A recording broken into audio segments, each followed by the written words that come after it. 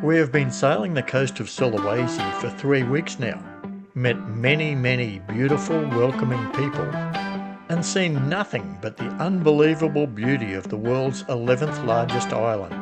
But in this episode, we finally come face to face with the environmental vandalism of unregulated nickel mining that is spreading throughout Sulawesi like a cancer, destroying paradise and a whole way of life.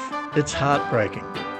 We're an Australian couple, Rob and Karen, who worked out before it was too late that life is for living. So we're off sailing the ketch, our Dreamtime, exploring as many of Indonesia's 17,000 islands as we can. Next on our list is Sulawesi, the world's 11th largest island, remote and far from the usual sailing routes. Its coastline boasts golden sand beaches and hundreds of offshore islands for us to discover, along with many diverse cultural groups. Come along on our journey as we make the most of every single day in Series 5, Dreamtime Sulawesi. What time is it? It is 6:26 a.m. and yes, the motor's going again. We are departing from Lasusua, and we're heading to Wulu, not sure, W-L-U. It's 33.7 nautical miles from here. She's another grey old morning, but it'll probably clear to a fine day during the middle, and then we'll get some afternoon storms down the place again. That's the northwest monsoon. It is. We are, as we've said before, we're at about 2 degrees south, so within a few hundred kilometres of the equator, and wind up here is a rare thing. We were probably spoiled on our way from Sumbawa up to Sulawesi, and even from Bira up to Palaupo, that was it.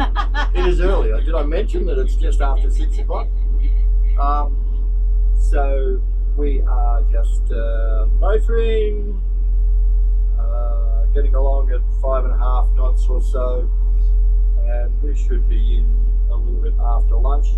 Hopefully we'll get a bit of wind and get a bit of a sail in, but it is what it is. So that's us for the morning. Yeah.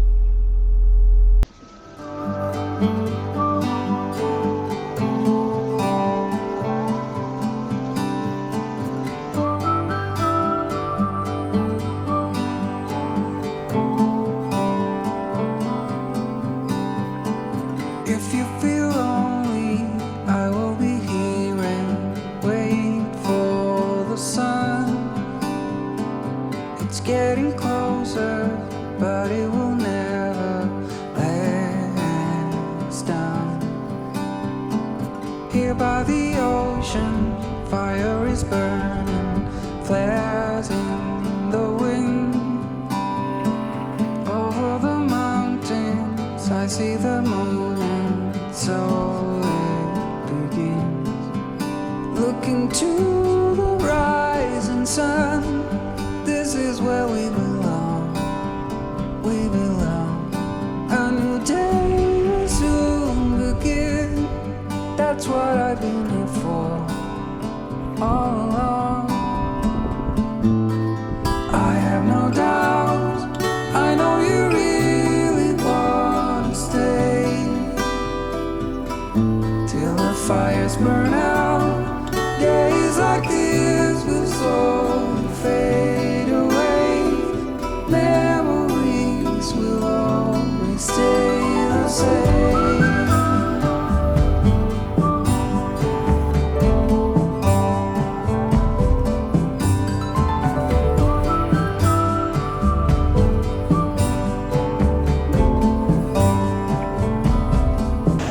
We're just motoring past the bay where the village of Wulu is located. That was our Plan A anchorage, but I don't know whether you can see it in the background. We are just wallowing in a swell that's running straight into that bay. We got nice wind before, around 10-12 knots, and sailed for a couple of hours, and then as we came around the corner, and got in the protection of Sulawesi itself, yeah, it just fell away to nothing, and now we've got glass out other than this residual swell that's running straight in there. And we had a pretty rolly and uncomfortable night last night, so we don't particularly want two in a row.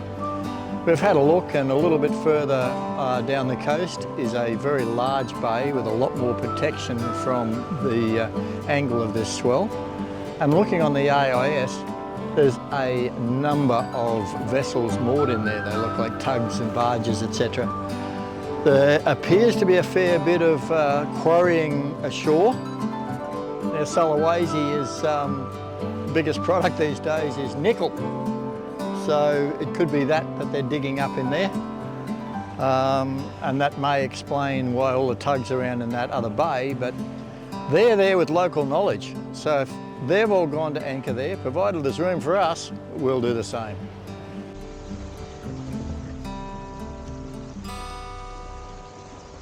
The further we go into the bay, the more and more protection we're getting from this headland over there. So cross fingers, we should have a nice smooth evening. Touch wood, touch wood.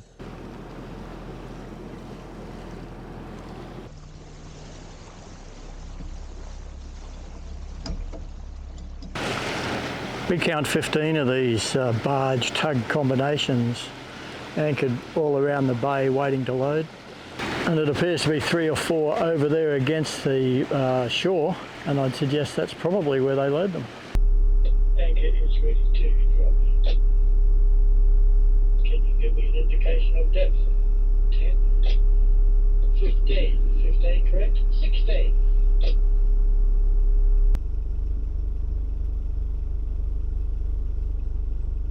Water looks clear ahead with no discernible colour change, so we can probably go into about 7 or 8. What do you think? You're thinking 10, aren't you? 10 now. We're at 7. Started, okay. There is almost no wind. Do you mind if we just drop? Yep. Drop. Drop.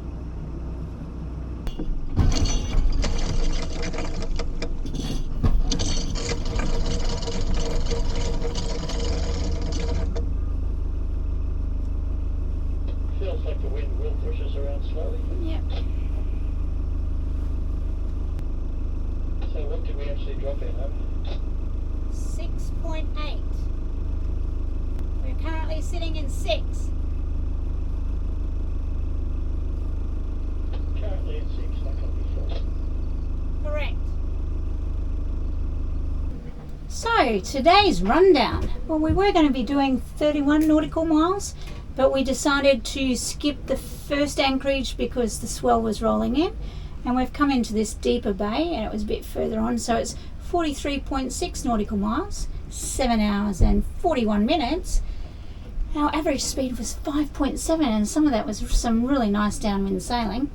We started at 6:10 a.m. We're ending at 1:51 p.m, which is quite good. Our maximum speed was 7.5, And we got to sail for 2 hours. but it was a good 2 hours, wasn't it? It was a great sail for 2 Yeah. hours. And then I Really went nice below one. and you stopped the boat. I did not start the boat. Well, the boat stopped as soon as I went below. Here's a load of rubbish. Just full of it. Just Hey, full the of boat stopped. I rest my case. it. It has stopped now. It's at anchor now. Did you call me a wanker? After I did all the lion's share of the work today up here.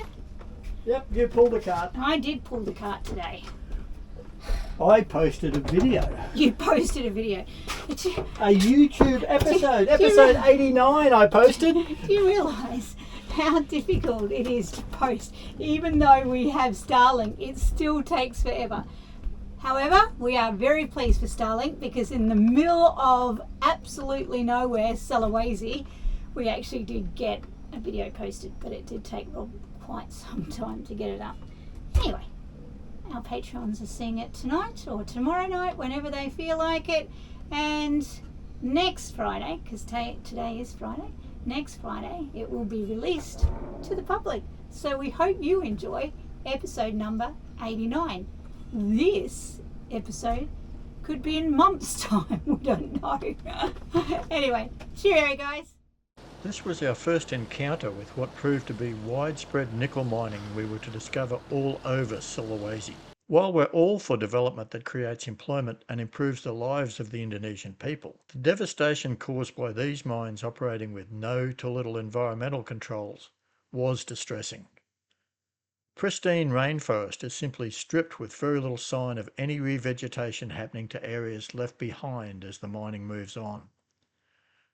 The combination of creating barge loading ramps by pushing dirt out over fringing reefs and runoff during tropical rain downpours has turned once clear waters into square kilometres of muddy mess devoid of any sea life.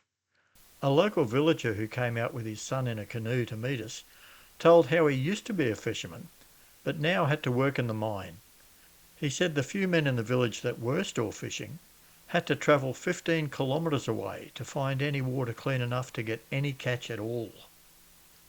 A recent Australian media report highlighted the environmental damage of these mines and the dangerous conditions in the refineries here, but unfortunately it also politicised the story as an attack on the electric car industry. The facts are that very little of the nickel mined here goes to EVs at all.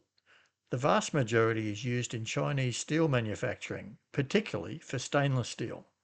The Spotlight media feature, though, is still well worth watching, and if you're interested in seeing more, we've included a link in the episode details below, both to it and also to another video providing some balance to their electric vehicle allegations. The bay here did provide a nice smooth anchorage for the night, but next morning we were very happy to leave early and make our way further south. It's another grey old morning leaving Tepeo, but that's nice blue sky just peeking through over the top of the mountain ranges there, so hopefully this is just going to clear and we're going to have another one of those nice sunny Sulawesi days. Good morning, baby. Oh, you got out of bed? Shh. Don't tell anybody. I'm a figment of your imagination, standing here at the wheel, guiding you out of this anchorage. Oh well. Take us south, please, driver. Okay. Hey, driver! I'm the captain and the admiral of this ship. Okay, so I don't have to do anything? Yeah, you have to make me a cup of tea. Okay. Catering officer. A second cup of tea. All right, on it.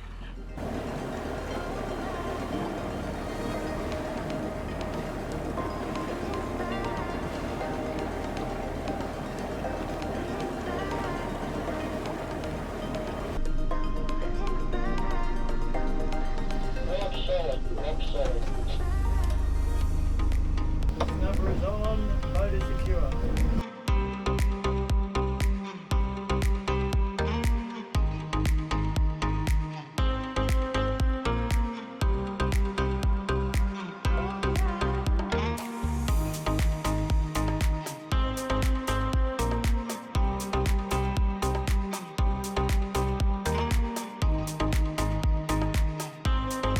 While we elected to anchor in the shelter of a patch of reef with a tiny sand cay, ready to push further south in the morning, Daniel and Emma on our buddy boat Lola B had headed to explore the town of Kalaka on the coast. While we were on a tightish deadline to reach the city of Baobao to extend our visas, theirs weren't due for renewal yet, so they were going to take a bit more time on this coast and rejoin us later. We had visions of sundowners on our private little tropical island tonight, but the rain had different ideas.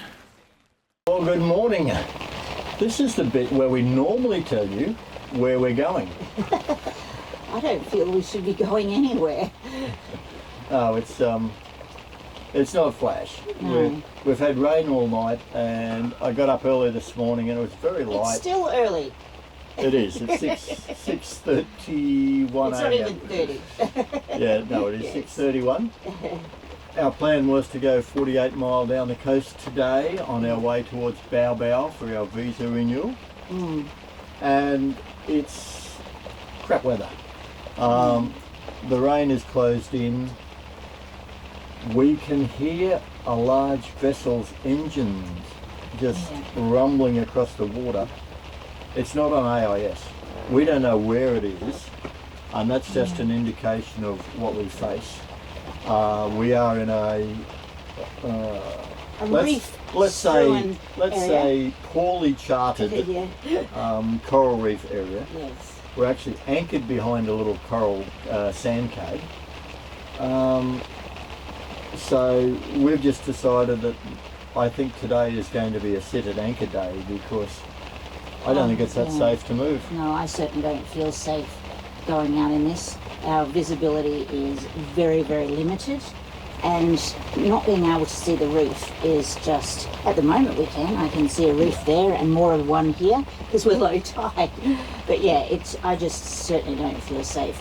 And these are the calls you sometimes have to make when you Absolutely. are sailing. And that's why we do have to be in Bao Bao by the 14th. Today's the 10th. But we've allowed ourselves some wriggle room. We actually had 2 days wriggle room available. We're going to use one of those, and we'll still have 1 day up our sleeve. This is going to clear, but probably not early enough for us to run the 48 mile down to the next anchorage. We were keen to go because the forecast is to have 10-12 knots of favourable wind out there. I doubt whether we have that out there with all this at the moment there's rain nothing. set in, yeah. But when the rain eventually does clear, I think it'll turn up. But guess what? We are going to be sitting here on anchor in the rain.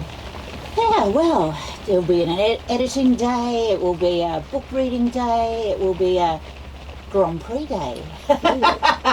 Yes, we can watch the replay of last night's Grand Prix. That'll be a very good way to cheers to us, to occupy 2.5, 3 hours. Yeah. So yeah, that's it. I mean, the bottom line is you can do all the best planning you like, but when things change, you've just got to throw that plan out the window and go to the next one. And that's, you know, sailing to a deadline is always the worst, but we really do always give ourselves extra time for that. We give ourselves all the wriggle room we can. Yeah. And our mantra is safety first, comfort second, speed third. Yeah. So if we have to skip the wind and motor tomorrow, so be it. Yep. Safety's a priority, and to be honest, a beam at 12 knots and 1 metre sea in the rain is probably not going to be a pleasant sail. Not at all.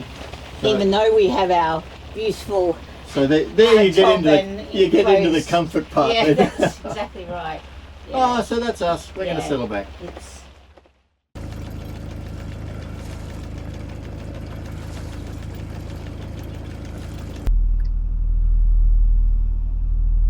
Good morning.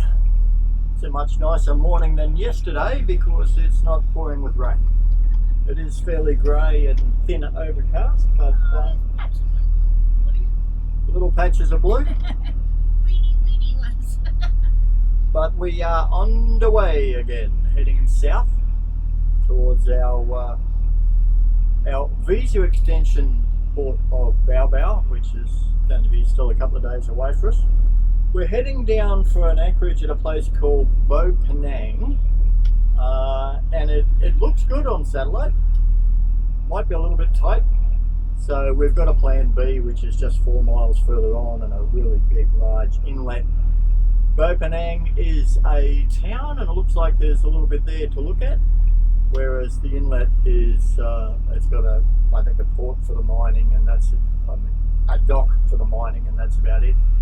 So we thought the town would be more interesting if we could make that one work. Absolutely. The good thing is when you've got a plan B that's only sort of 4 mile away, it's not too bad. We should be there between 3 and 4 o'clock the way we're going at the moment, which gives us plenty of time to have a look and then just duck the extra if we have to use the plan B. Yes, you can hear the motor, and the sea is dead flat, and we're just making our way past bits of bamboo and other flotsam. Yes. We had quite a lot of rain yesterday, so it has washed it. Yeah. Wind there isn't any. The gauge is showing 3.9 on the nose, and we are motoring at around 5 knots. just low rev motoring, trying to conserve fuel. Not much else to tell you, fairly boring. So we are on our way to Bopenang.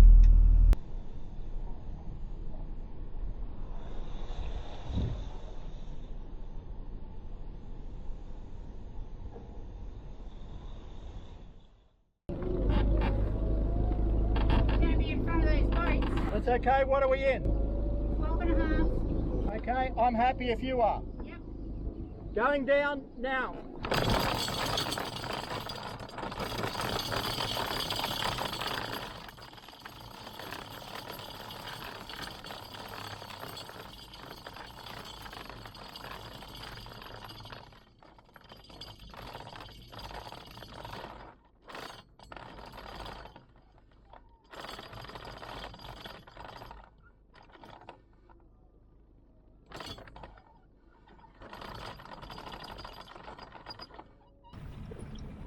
Where are we, Rob?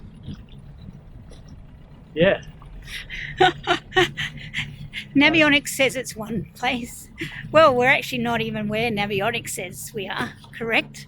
Navionics is out by 2.8 miles. Just a little bit. Just a little. Just a little bit. And here we are. This lovely little village, which We are Bopenang. a couple of mosques we can always see their domes, so we know there's 3 in town at least. Lots of bird houses again. A couple of local boys have been over trying to have conversation with us with no English and us with no Indonesian. And we're going to head on into town and see if we can pick up some food. Food. Oh, What a great idea.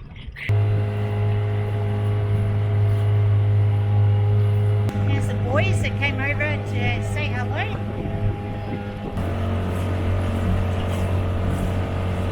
Oh, this one's seen better days.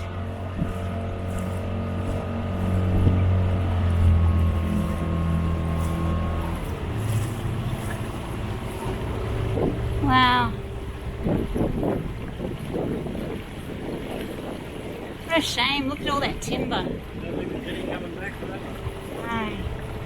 Hey, best watch out for ropes in here. A few sad ones. And then these ones, they're mighty fast things, aren't they? They fly.